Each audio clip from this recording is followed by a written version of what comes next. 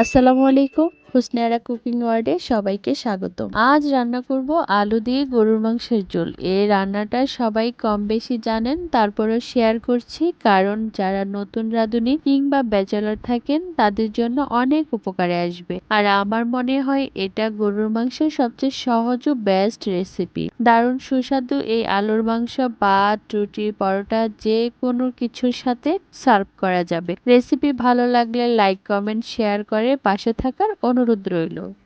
এখানে আমি হাড় চর্বি সহ 1 কেজি পরিমাণ গরুর মাংস ধুয়ে পানি ঝরিয়ে নিয়েছি। তারপরে সাথে নিচ্ছি কিছু গরম মশলা, তেজপাতা 4 টুকরা, দারুচিনি 5-7টা এলাচ, একটা স্টার এবং কয়েকটা লং। তারপরে নিলাম 2 টেবিল চামচ আদা বাটা এবং 1.5 টেবিল চামচ রসুন বাটা। তারপর আমি আদা এবং রসুন বাটাকে মাংসের সাথে অ্যাড করে দিব। তারপরে আমি দিয়ে দিচ্ছি 2 টেবিল চামচ মরিচের গুঁড়া, এখানে জালটা বুঝে শুনে দিবেন। তারপরে দিলাম 1.5 টেবিল চামচ হলুদের গুঁড়া, 2 টেবিল চামচ জিরার গুঁড়া ও 1 টেবিল চামচ ধনিয়ার গুঁড়া, স্বাদ মতো লবণ ও 1 টেবিল চামচ ঘরে তৈরি করা গরুর মাংসের মশলা দিয়ে হাত দিয়ে ভালোভাবে মেখে নিব। তো মাখা হয়ে গেলে আমি এটাকে 10 মিনিট মেরিনেট করে রাখবো। 10 মিনিট পর মেরিনেট করা হয়ে গেলে আমি ফিরছি চুলায়। তো চুলায় এসে আমি একটা কড়াই বসিয়ে দিয়েছি। কড়াইয়ের মধ্যে পর্যাপ্ত তেল দিয়ে তারপরে আমি গরম মশলাগুলোকে অ্যাড করে দিয়ে একটু নেড়েচেড়ে 1 কাপ পেঁয়াজ অ্যাড করে দিব। তো পেঁয়াজটা যখন ব্রাউন কালার হয়ে আসবে তারপরে আমি আগে থেকে মেরিনেট করা মাংসটাকে অ্যাড করে দিব। তারপরে পেঁয়াজের সাথে ভালোভাবে মাংসটাকে মিশিয়ে নিব।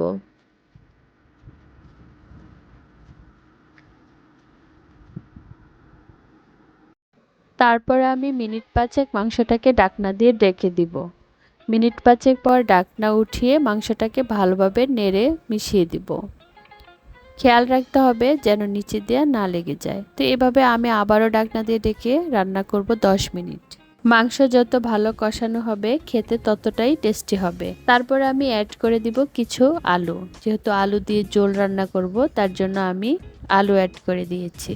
তারপর আলুগুলা দেওয়া হয়ে গেলে আমি ঢাকনা দিয়ে ঢেকে কিছুক্ষণ পরে আমি অ্যাড করব 4টা লাল মরিচ এবং একটা রসুন। তো দেওয়া হয়ে গেলে আমি ভালোভাবে নেড়ে মিশিয়ে এখানে 3 কাপ পরিমাণ পানি দিয়ে দিব। অবশ্যই গরম পানি দিবেন, ঠান্ডা পানি দেওয়া যাবে না।